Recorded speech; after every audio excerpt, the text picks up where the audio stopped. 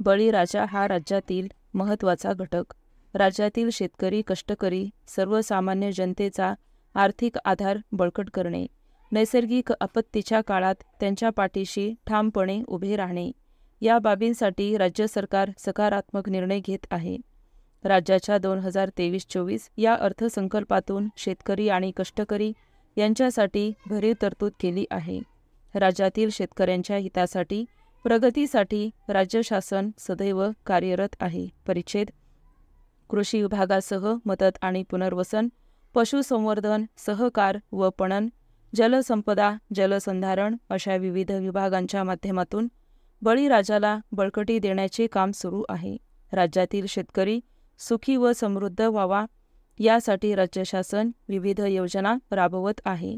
राज्याच्या सर्वांगीण विकासामध्ये कृषी क्षेत्राचे योगदान महत्त्वपूर्ण राहिलेले आहे. परिच्छेद शेतीसाठी तंत्रकुशलतेची जोड देण्याचा संकल्प राज्य शासनाने केला आहे. शेती, सहकार आणि सिंचनाच्या माध्यमातून शेतकऱ्यांच्या कष्टाला राज्य शासनाची साथ मिळणार आहे. शेतकऱ्यांची उन्नती व्हावी यासाठी राज्य शासन प्रयत्न करत आहे. सततचा पाऊस ही नैसर्गिक आपत्ती आहे असा निर्णय शासनाने घेतला आहे. त्यामुळे ज्या शेतकऱ्यांचे नुकसान झाले त्यांना मदत मिळणे सोपे होणार आहे. परिच्छेद राज्य शासनाने केंद्र सरकारच्या धर्तीवर नमो शेतकरी सन्मान निधी योजना लागू करून शेतकऱ्यांना प्रतिवर्षी 6,000 रुपये देण्याचा निर्णय घेतला आहे. त्यामुळे राज्यातील शेतकऱ्यांना या दोन्ही योजनांचा लाभ मिळून प्रतिवर्ष त्यांच्या खात्यात 12,000 रुपये जमा होणार आहेत. त्यासाठी 2023-24 या आर्थिक वर्षासाठी 6,900 कोटी रुपयांची तरतूद करण्यात आली आहे. महाकृषी विकास अभियानाच्या माध्यमातून पीक, फळपीक या मूलभूत घटकांच्या उत्पादनापासून मूल्यवर्धनापर्यंतची प्रक्रिया, तसेच तालुका जिल्हानिहाय शेतकरी गट समूहासाठी एकात्मिक पीक आधारित प्रकल्प आराखडा तयार करण्यात आला आहे. परिच्छेद मागेल त्याला शेततळे या योजनेला शेतकऱ्याचा उदंड प्रतिसाद लाभला आहे. शेतकऱ्यांची ही गरज ओळखून त्यात अन्य काही घटकही उपलब्ध करून देण्यात येणार आहेत.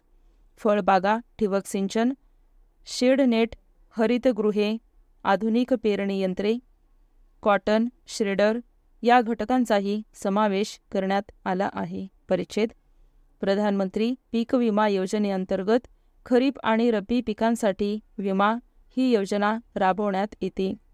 ठराविक रक्कम भरून शेतकरी त्यांचे पीक संरक्षित करतात. यामध्ये राज्य आणि केंद्र शासनाचा हिस्साही जोडला जातो.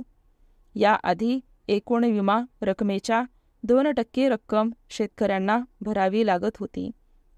आता केवळ 1 रुपया भरून शेतकऱ्यांना पीक विमा घेता येणार आहे. राज्यातील 1.52 कोटी शेतकऱ्यांना याचा लाभ मिळणार आहे. शेतकऱ्यांच्या 3,300 कोटी रुपयांचा विमा हप्ता राज्य शासन भरणार आहे. परिच्छेद राज्य शासनाने गोपीनाथ मुंडे शेतकरी अपघात सुरक्षा सानुग्रह अनुदान योजना सुरू केली आहे. यामध्ये अपघातग्रस्त शेतकऱ्यांच्या कुटुंबाला प्रत्येकी 2 लाखांचे सानुग्रह अनुदान मिळणार आहे. यावर्षी 120 कोटी रुपयांची तरतूद करण्यात आली आहे. स्टॉप.